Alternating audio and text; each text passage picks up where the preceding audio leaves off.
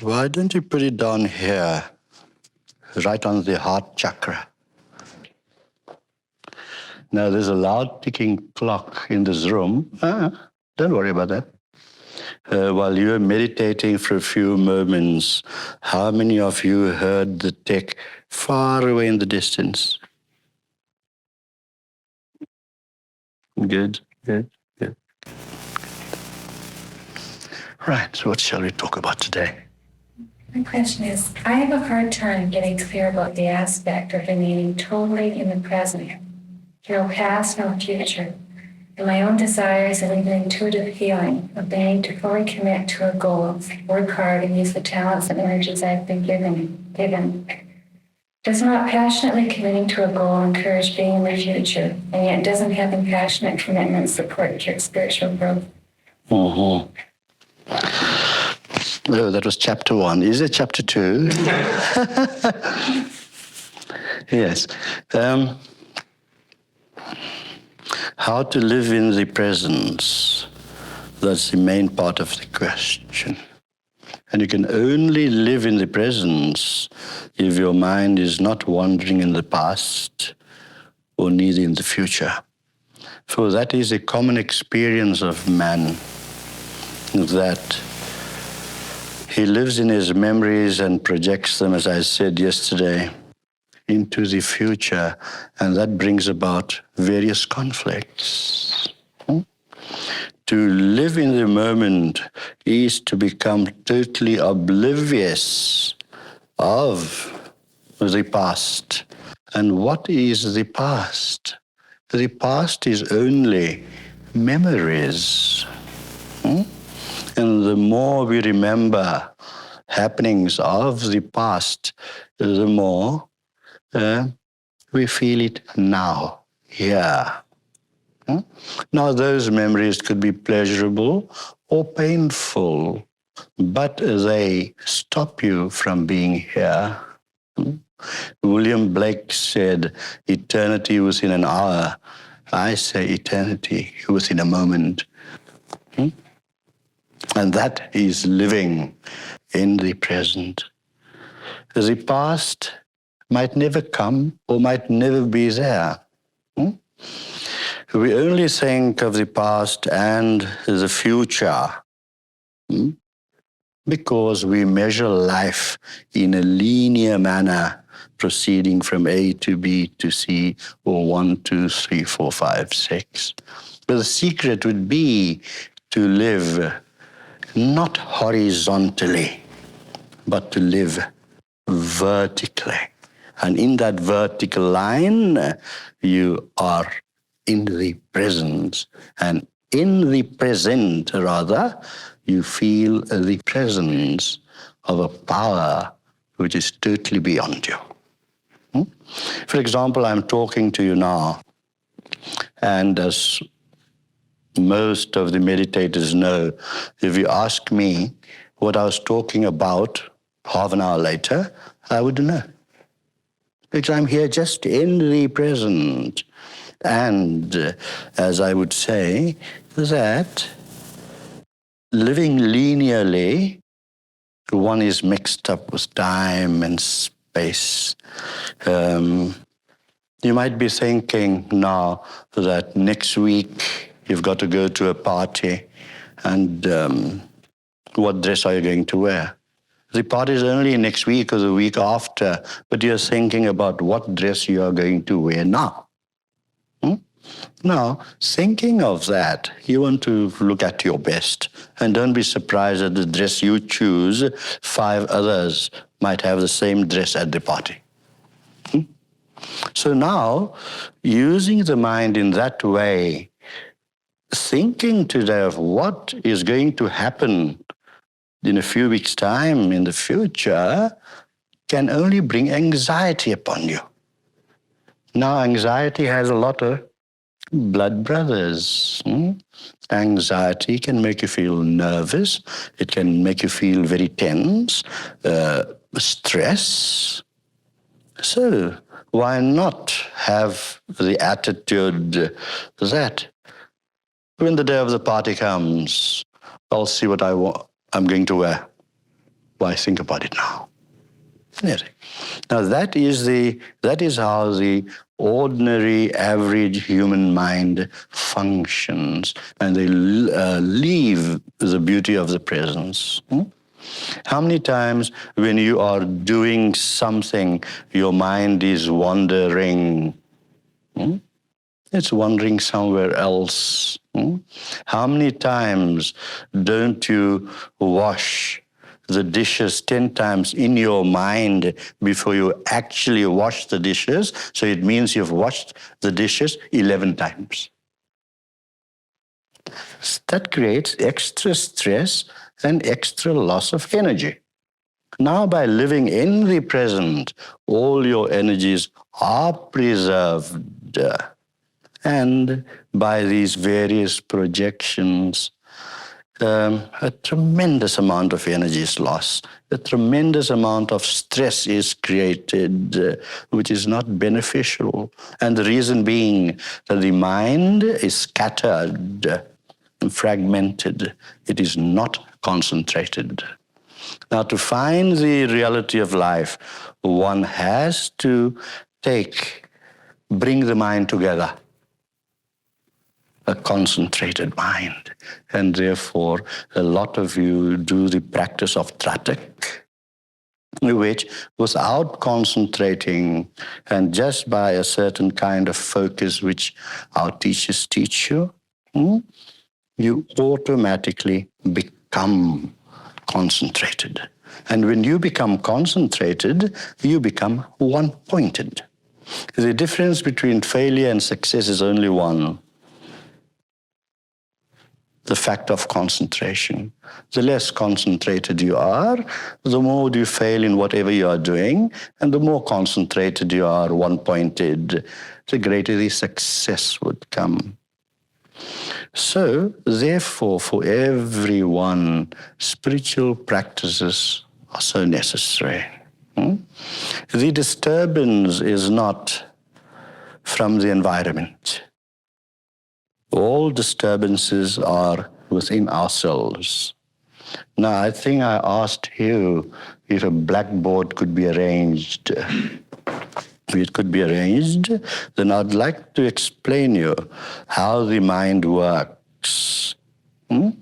How you have the manas that is governed by sensory input. Then you have the chitta, which is the memory box or the subconscious. Then you have the ahankara, which is the ego's self. And then you have the buddhi, and underlying all that, how that spiritual energy works. The idea is to tap into it. And the various individualized practices that are given to meditators, which they are for themselves, because there are no two people alike. Each and every person is unique. So, by doing these practices without effort, one learns to live in the present. For every moment is the present. And the entirety of eternity is in this moment. There is nothing else at all. The rest is an illusion. Your memories are an illusion. For example, someone said a nasty word to you 3 weeks ago. You're still mulling over it and feeling bad. So, one has to learn to manage oneself. We try to manage the world, but first manage oneself. And then the world will automatically become managed in such a beautiful way. Everything would be conducive to you. At every moment, every aspect of nature is supportive to you. But if you build that thick wall around you, then naturally that support is lost. So, If you want that inner calm, inner peace, and any doctor will tell you today that all diseases manifest itself first from the mind, are in the mind, and then they translate themselves into organic diseases. So if the mind becomes one concentrated and with proper thinking, listening to holy men, reading good books, doing spiritual practices, the mind would become concentrated. And then nothing can disturb you. For example, if this door slams, many would shudder, they'll get a shock. For me, if you have any mountains around here, it could collapse, or an atom bomb could explode and I won't be disturbed. Because you do not think of the consequences.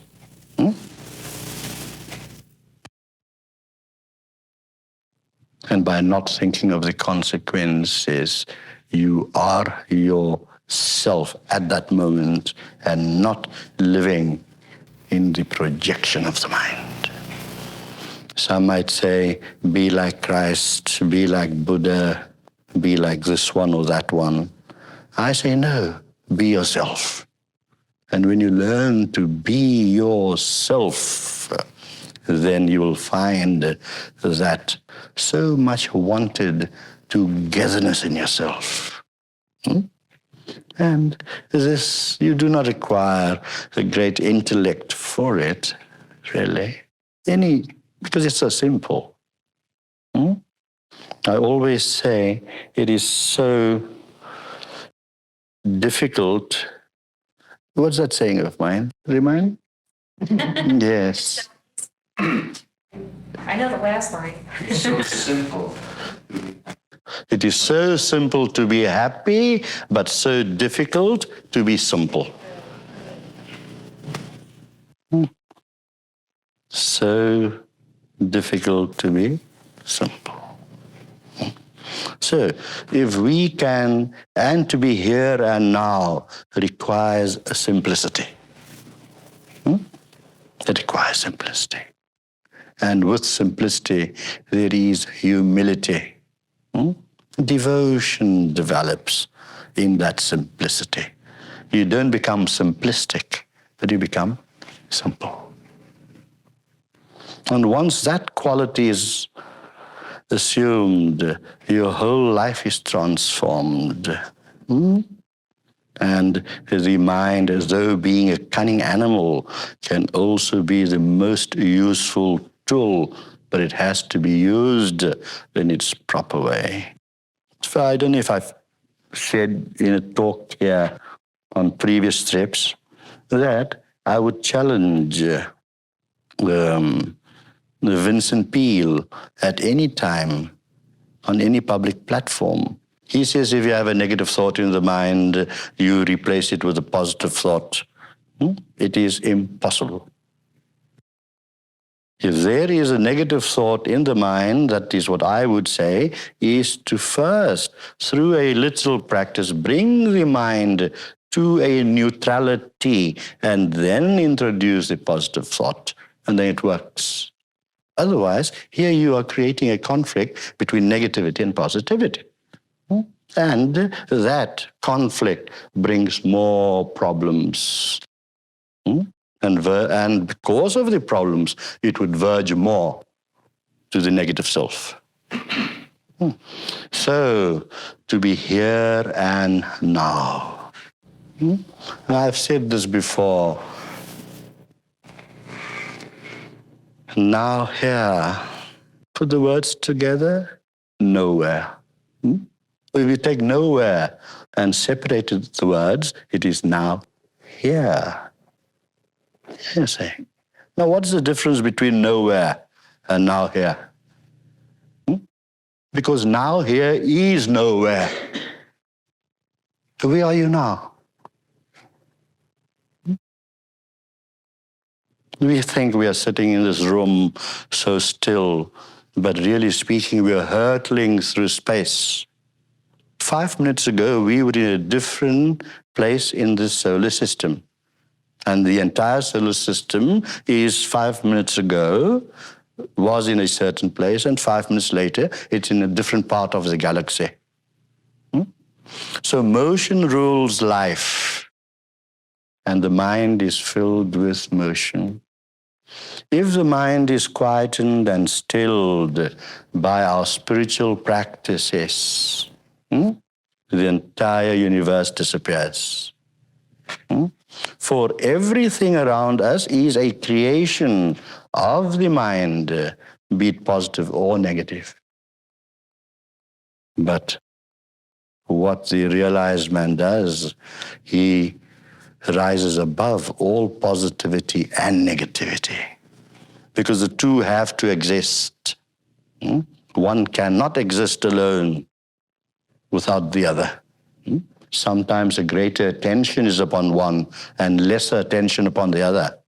Yes, but like pain and pleasure, they have to exist. If you have 1 week of a high, as they say, pleasure, be sure the following week you're going to have pain. But rise above it. You've heard Milarepa. He wrote that when I was ignorant, I did black deeds. And when I grew up and gained some more knowledge, I did white deeds. And now I do neither. Now that is the state one has to reach to be in the present, where you do neither. Am I speaking to you? No, I'm not. And if I should say that I am speaking to you, then I'd be involving my ego self. And the ego self is conditioned, patterned. So by doing neither, one is not influenced by the ego self. And when one is not influenced by the ego self, you realize the meaning of reality.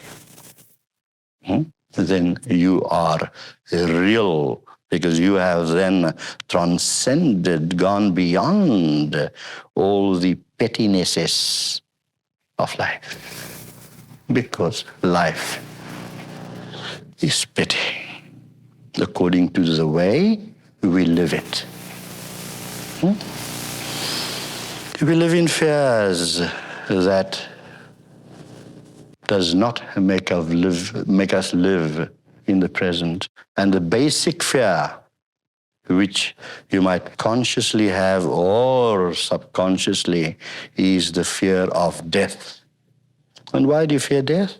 Because you feel that you're losing your ego self. But what are you really losing?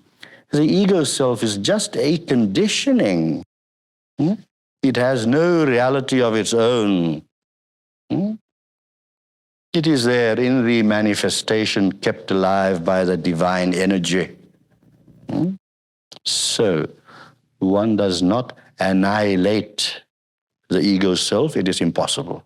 Because without the ego, you cannot live at all. You got to have, even the self-realized man must have that little 2% of the I sense, the ego sense. Or otherwise it'd be totally non-functional. He wouldn't even be able to do his biological functions. But what can one do with our spiritual practices is to expand the ego so that it would, like a piece of rubber, it would lose its opaqueness and becomes transparent, so that divine energy which is within everyone shines through in its fullness to clarify the ego, to clarify the mind. And when that light shines through in its fullness, then you are in the present. Otherwise, you are in the past or in the future. So, to repeat, it's not a matter of annihilation. It's a matter of expanding, so that the opaqueness disappears from the ego and a clarity is there. And in this clarity, which is of course a rarity, but everyone can achieve it, undoubtedly. Today, you find psychologists, NVIDIA is one, they scratch the surface level. They churn up all the problems you have in your mind. What does it help by churning up all those problems? You're not going to eradicate them. What could also happen is this, that by mulling over your problems all the time, they become more deeply embedded in your subconscious mind, which will naturally rear its ugly head later. And then, if one problem goes, another problem starts. So, according to modern psychoanalysis, you can take Adler, Freud, Jung, a lot of them. They'll cure a toothache and give you a headache or vice versa. But what we do is forget the surface self and through meditation reach the inner self, and from inwardly we push out that which is troubling on the surface. So that is the basis, the inner self. But people are so externally orientated that the inner self is totally forgotten. While that should have the greatest importance, it is the inner self that activates the entirety of what we call a life. So to be in the present, one has to lose all fear, leap into the unknown. And fears are of many kinds, but they all stem from the fear of losing oneself. Do the scriptures not say, die before you can find life? That is what is meant. To lose oneself and not be wrapped up in our own personal feelings and emotions, because that makes you what we call negative. And yet, if you do not experience negativity, you will never experience positivity. So everything has its relative value. For example, if you take a photograph, what do you get first? The negative. And that is transferred to the positive. So these things will always be there. And I think I said yesterday, I was reminded this morning, you got to observe yourself. To observe yourself. And you can be a part of yourself. There is that super level conscious of the mind that could stand aside and watch the doings of the conscious and subconscious self. But remember one thing, that it is an illusion. It is Maya as far as Maya or illusion, as far as the superconsciousness is concerned, but it is real for the conscious. And once we reach that level of superconsciousness through our spiritual practices, the conscious mind will function. It would be like sitting at the seashore and watching the waves play. That's the surface level, the waves. But deep down, as you would know, the ocean is calm. Now, if the waves are there and we can't get rid of the waves, become a surfer and enjoy the waves, surfing on them. So any problem can also be made enjoyable if you realize the oneness of all things. For how can the ocean exist without the waves? So let me use the waves by becoming a surfer.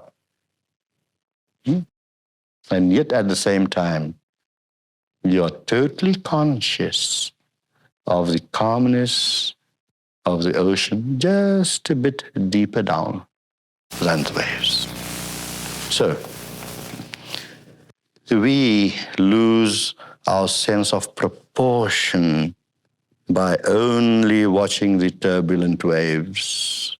And then how can we be in the present? Because waves has a nature of moving all the time. But the surfer, for example, while he is on the waves, and because of the enjoyment he finds in surfing, lose the consciousness of the turbulence. He would say, let the waves be even more higher. Let there be more turbulence on the surface so I could enjoy my surfing even more. You see? So, people always say that how can I lose myself because I have so many desires. Nothing wrong with that. There are certain philosophers that would say, have no desire. It is impossible because the mind will be there. And even after you leave this physical frame, the mind will still exist until it takes on another bodily form according to his merit or demerit to evolve further. So therefore, there is hope always. It is not thinking, how can I be in the present? The whole idea that we've talked about is, let us create the conditions so that we can be in the present. The housewife makes a nice bowl of soup, like Bina did. So enjoyable yesterday. Now, you need all the ingredients which you put together to make the soup. And once you put all your ingredients together, the soup is there. So although we have the end sight in mind that I want to reach divinity and be in the present and find eternity, that the end aim is to make soup, but I have to concentrate more on the ingredients that go into the soup. Yes. So, to be in the present is something that one cannot achieve by waving a magic wand. Because to have that ability just to be in the present all the time is to be one with God. And if anyone tells you that I will show you God in 2 hours or 2 years or 3 years, please run away, far away. He can't. And you have such teachers in this world, fake ones, unfortunately.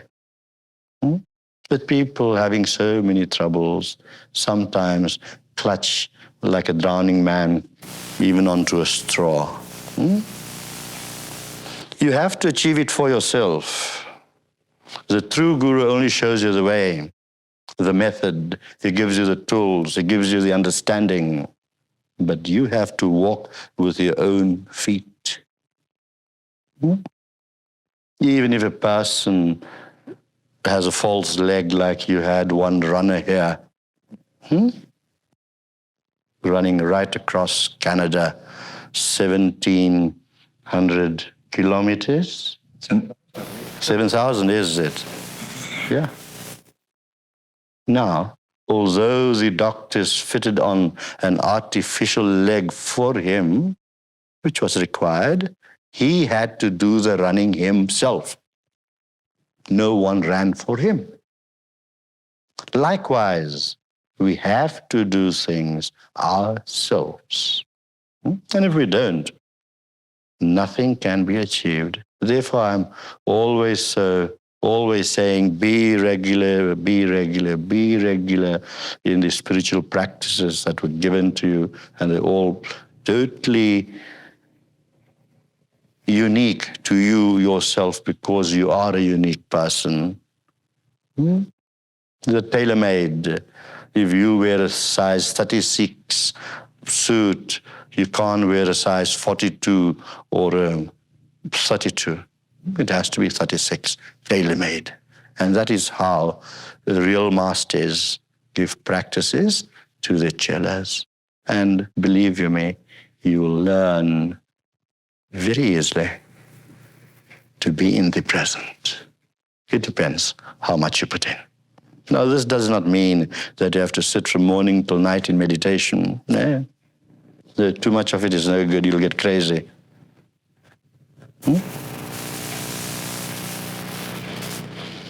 So the true master will tell you, studying your personal needs, that this is the amount of meditation you must do. These are the kind of practices you have to do. Some might get a mantra, some might get something else. There's so many. And some might get a combination of practices. So the true master is like a doctor that tries to cure you and gives you the medicines, but really speaking, you are curing yourself. We only give the tools to cure yourself. If a person wants to develop a big muscular body, it's no good reading up all Charles Atlas's books. You've got to exercise yourself. So now all these things would lead you to the present, eternity in a moment. And it's not so difficult as it sounds. It's the simplest thing because you are divine yourself.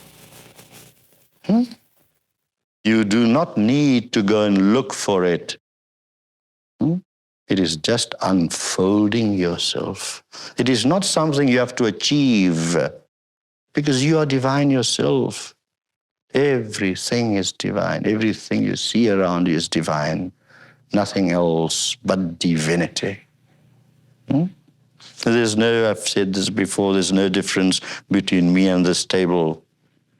We are made of the same molecular structure, but in a different format, a different form. This table here is alive. You can see the life in it. You can feel the life in it. How millions and billions of molecules are in motion there, and motion is life. So this table is living as you are living. The greatest gift given to man is the ability to forget. If you could remember all the happenings of your lifetime, the bad ones mostly, life would become unbearable today. So we learn to forget. We learn to forget by clarifying the mind more and more and more. And then all of a sudden, you find yourself centered. And that centering is being in the present. So all these intellectual exercises and things are necessary along the path. All knowledge is necessary for those along the path. Gaining knowledge is necessary. But we reach a stage where in the present, when we live in the present, no knowledge is unnecessary. Nothing needs to be acquired because you become it all. You are knowledge yourself. You are Ananda, bliss yourself. You are absolute. There's nothing wrong with you. All the things you find wrong with you is just in your mind, nowhere else. So we culture the mind. And by culturing the mind, we unclutter the mind. And when we achieve, as we achieve more and more cleaning of the mind, the uncluttering of the mind, the more happier and happier and happier we become. Your nervous tension will go, becomes less. You wouldn't need all your Libriums and Valiums. And you feel calm just in a moment.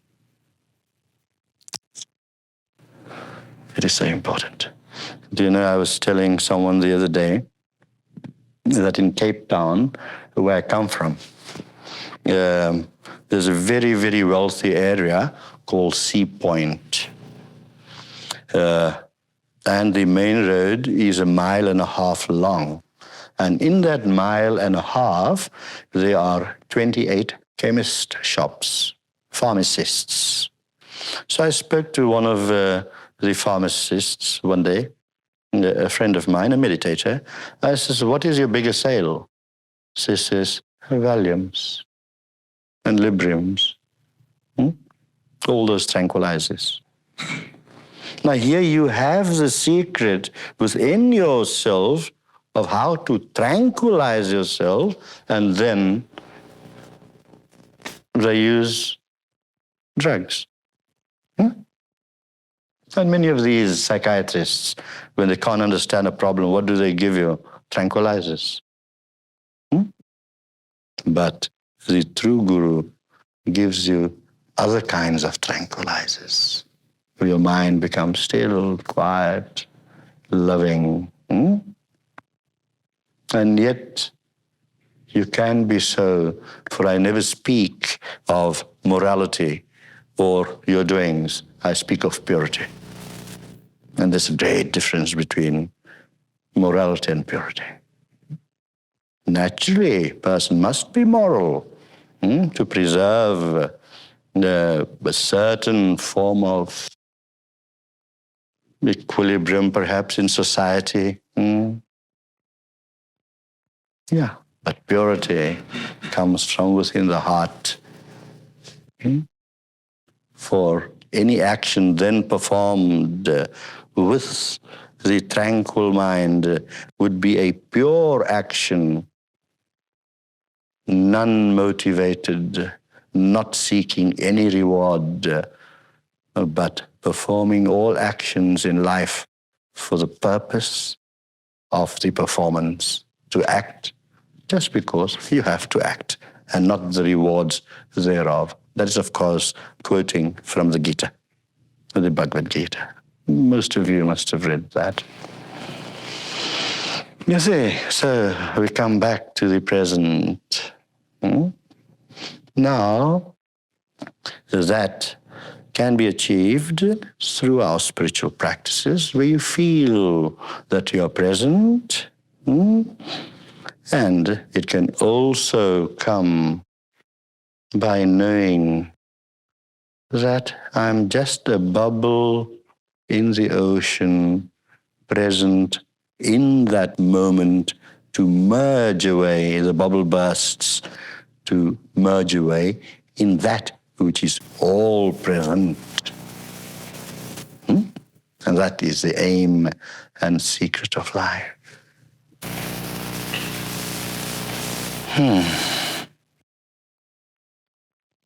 So you see how easy it is.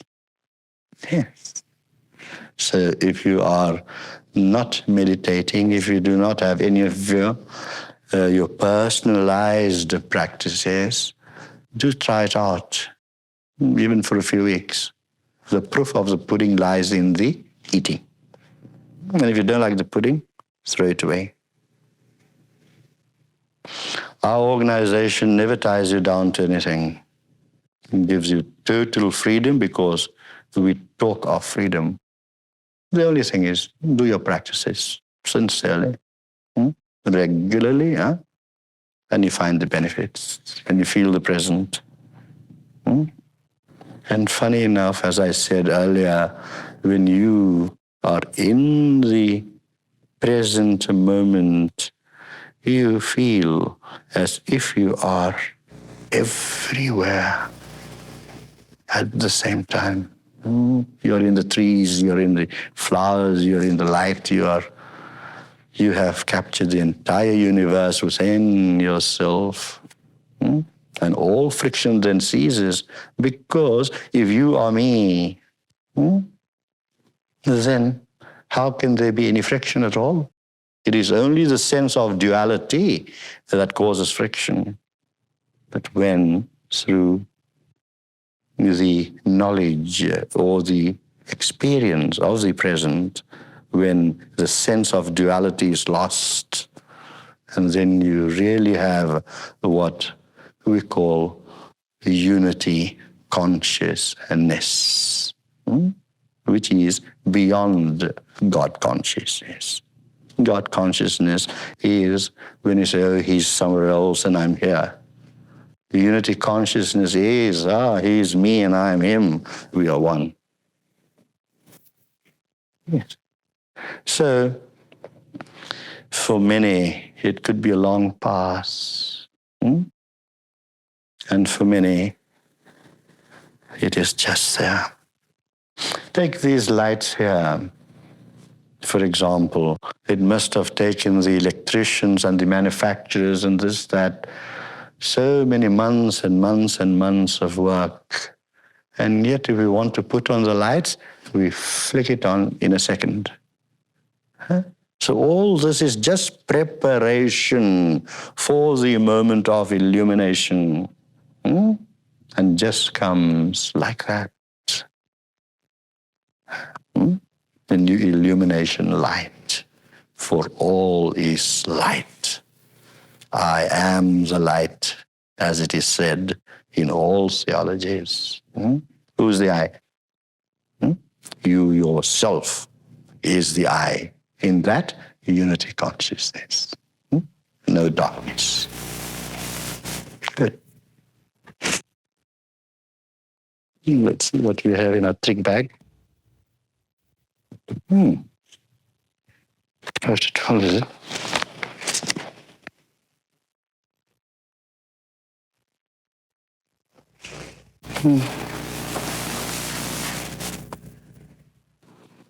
And you know, this very rich guy with his Rolls Royce goes to a moneylender, and he asks the moneylender for $5 loan. So the moneylender says, well, you got to have some collateral, some security for me to lend you $5. So he says, look, I've got my Rolls Royce there. You can park it in your garage, and here are the keys. Fine, after 2 weeks, this man comes back and brings the $5. And he says, well, here's your $5, and you could give me my car back. But this money lender asked a question. He said, excuse me, sir, you are such a wealthy person, driving a gold-plated Rolls Royce, and you came to borrow $5? So this man replies that where in the very busy streets of Victoria can I park my car for 2 weeks for $5?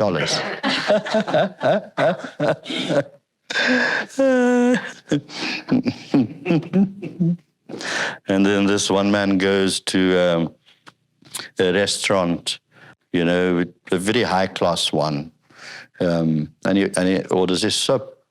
And he shouts to the waiter, "Look, I can't eat the soup." So the waiter says, "Sir, we make the best soup and this is our speciality."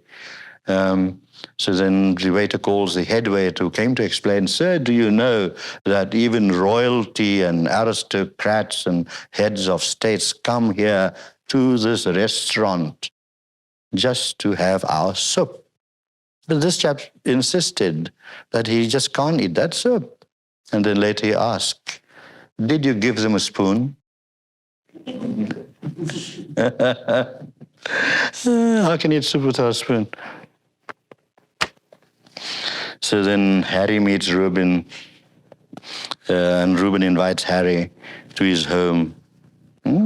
He said, "Do come home. But when you come to my place, you press the lift, you call it elevator, door with your left elbow and push the door open of the elevator with your right elbow. And when you reach my floor, you do the same. Use your elbows. And then when you come to my door, you ring the bell with the left elbow and push, the door open with the right elbow." So Harry asks, "What's this elbow business? Left elbow and right elbow and this, that." So Reuben replies, "Well, you're not going to come empty-handed, are you?"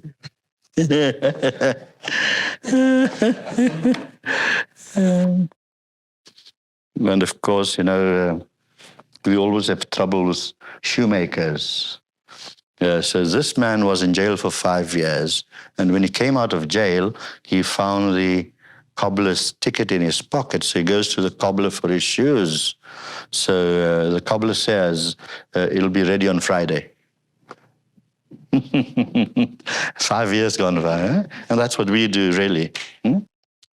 Things just go by and by. And every moment is so important that here, this man goes to fetch his shoes after 5 years, and it was still not ready. It'll be ready next Friday. Yeah? And so, of course, this other fellow fell into an upholstering machine. And he came out fully recovered.